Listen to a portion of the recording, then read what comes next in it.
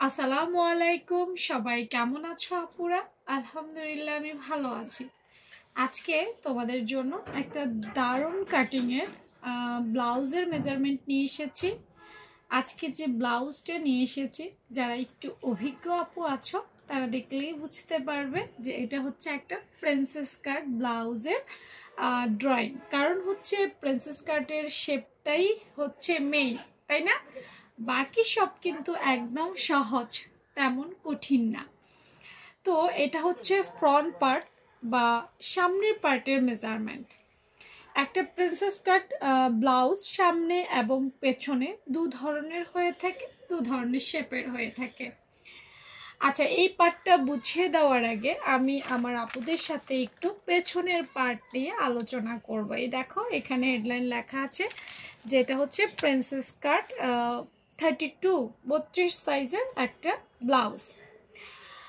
Princess কাট ব্লাউজের একটা বিশেষত্ব হচ্ছে যে এই ব্লাউজটার হুক বা বোতাম বা চেইন অর্থাৎ খোলার যে ব্যবস্থাটা থাকে সেটা পেছন পার্টে থাকে।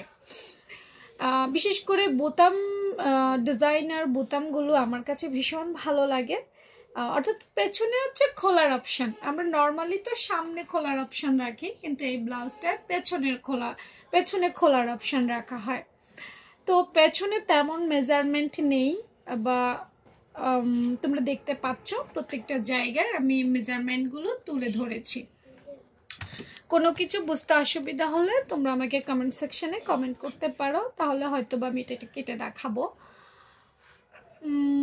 32 সাইজের জন্য গলা অবশ্যই ছোট বড় করা যাবে, এবং চেঞ্জ করলে কিন্তু অবশ্যই মেজারমেন্ট অনেক কিছু চেঞ্জ হবে। আমি একদম নর্মাল একটা সাধারণ একটা প্রিন্সেস কাটের মেজারমেন্ট তোমাদের সাথে শেয়ার করেছি। এবার আসলে সামনের পার্টে দেখো একটু হিজিবিজি, মানে পেছন পার্ট থেকে সামনের পার্টটায় একটু মাপগুলো বাড়তি আছে। যারা সেলাই কাজ মোটামুটি বোঝো, সেলাই কাজ মোটামুটি পারো, তাদের জন্য আসলে মেজারমেন্টগুলো ইজি হয়ে যাবে। আর কাস্টমাইজ করে যারা বানাতে জানো তাদের তো কোনো সমস্যা নেই, কারণ ম্যাক্সিমাম আপু তোমরা আমার কাছে মেজারমেন্টটাই দিতে বলো, তাই আমি একটা স্ট্যান্ডার্ড সাইজের মেজারমেন্ট দেওয়ার চেষ্টা করি তোমাদের সাথে। যারা এ ধরনের রেডিমেড মেজারমেন্ট পছন্দ করবে তারা কিন্তু পেজটা ফলো দিয়ে রেখো। ফলো অপশান বা লাইক অপশানে দিয়ে রাখলে নেক্সট গুলো তোমরা পেয়ে যাবা।